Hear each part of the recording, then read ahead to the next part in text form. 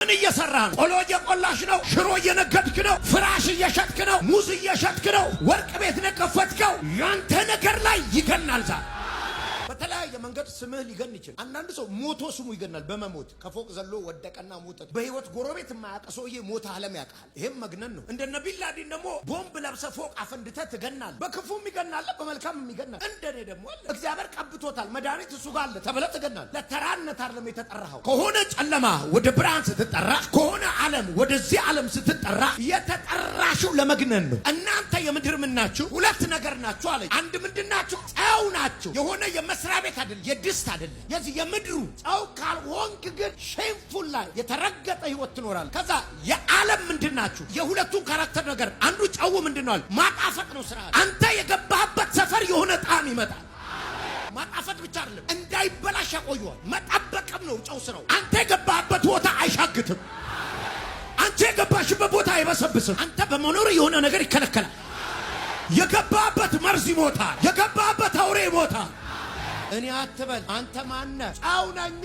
እንደሰው ጳውሎስ ምን አለ? እኔ ከመካከላችሁ በሄድኩ ጊዜ ሐሰተኛ አስተማሪዎች ይነሳሉ። እኔ ካለሁ አይችሉኝማ፣ አበላሽባቸዋለሁ ነው የተወራ። የሆነ ሰው አለ እዚህ ቤት የገባበት መድኃኒት ትሆናል።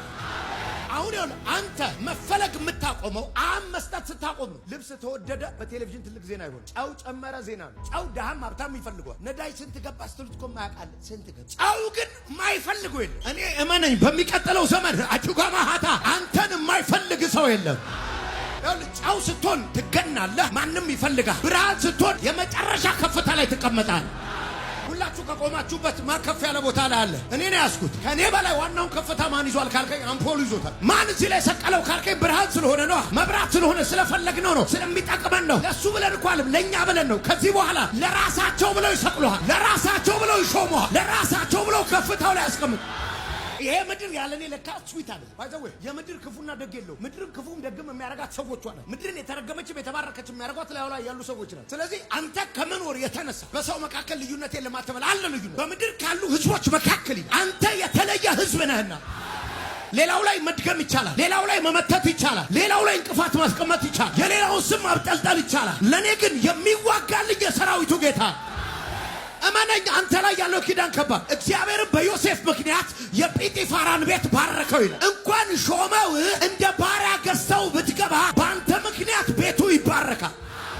ኢየሱስ ለዚህ ነው በዚህ ሌቭል ኑሮ አለ። እናንተ ምን ናችሁ? ጨው ናችሁ። ዩ አር ፌመስ ትፈለጋል። ቀጥሎ ብርሃን ነህ፣ ከፍታውን ይሰጠዋል። ከኢየሱስ ጋር ከተገናኘ ፌመስ ላትሆናችሁ ተጽዕኖ ይጨምር። ከአንተ የሚፈልቀው ነገር ሰዎች ለፍተው ሰርተው የሚያገኙት ነገር አለ። ይሄ በኢየሱስ በማመን ብቻ ነው። ለአብርሃም ሲመጣ እግዚአብሔር እንዲህ ነው ያለው። ታላቅስ ማለት ኔሽን በቁጥር 1 2 3 4 5 ተብላ ትበዛል። ደግሞ ባርካለሁ፣ ዘርህን እጅግ አበዛለሁ። ምን ማለት? ቁጥር ትበዛል። አሁን የኔ ዘር ማዕት ዘር ማለት ያንተ ውጤት ማለት የስጋ ዲኤንኤ እንዳለ የስፒሪት ዲኤንኤ እንዳለ ታውቃለህ። ጭራሽ አለው ከዘር መካከል ነገስታት ዘርን አበዛዋለሁ ካለ በኋላ ዝም ብሎ ይሄ አቡሉ ዱቡሉ ኩቡሉ ጁምቡሉ የሚባል ልጅ አይደለም የምትወልደው። የምትወልዳቸው ልጆች የምድር ከፍታ ላይ የሚቆሙ ናቸው።